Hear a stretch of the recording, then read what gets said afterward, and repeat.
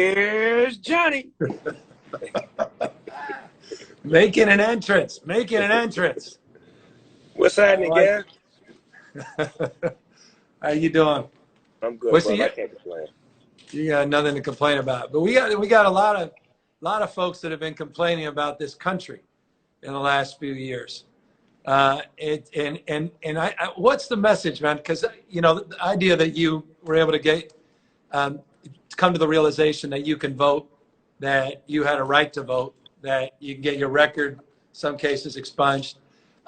What was the trigger? What was the thing that that was the determinant thing that you said? Was it just someone casually talking to you and said, "Hey, Snoop, man, you can vote. You can get that record expunged. You can register." What was that conversation, or was it just more abstract and you just found it out on your own?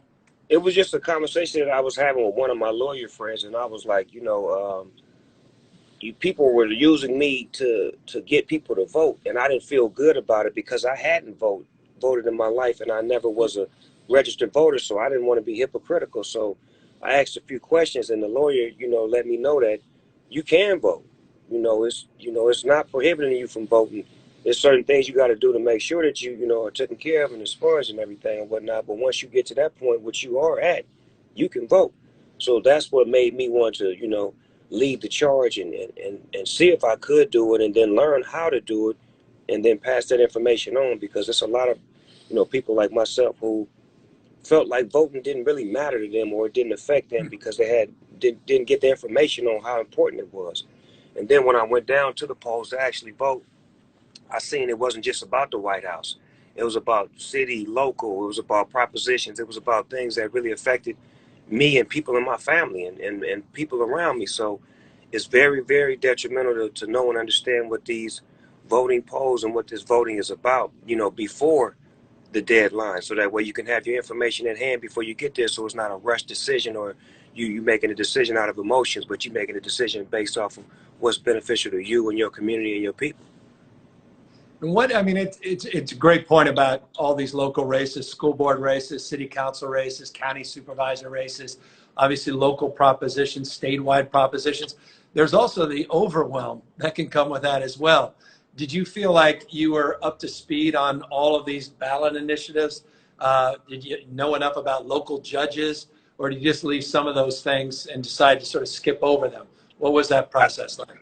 Actually, I didn't skip over nothing. I treated this like as if I was taking a test in school, one of those tests where you have to fill out all of the answers.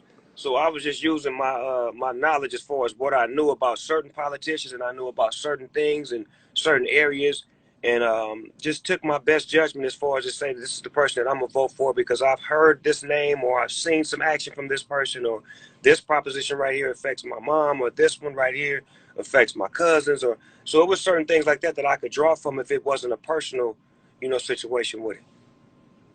Right. And so for you, this whole process is more personal in terms of just recognizing that you can connect the dots on all these issues and all these candidates to something very tangible, something direct and real in your life. Gotta be. It's gotta be something that it feels like it's representation of who you are and what you stand for. And that's mainly why I support you and I stand by you, because I feel like you are someone who really represents the politics, and you represent the side of us as far as the people who are not political but really trying to make the world better. And you got to have that bridge to be able to communicate, to be able to dialogue, and to not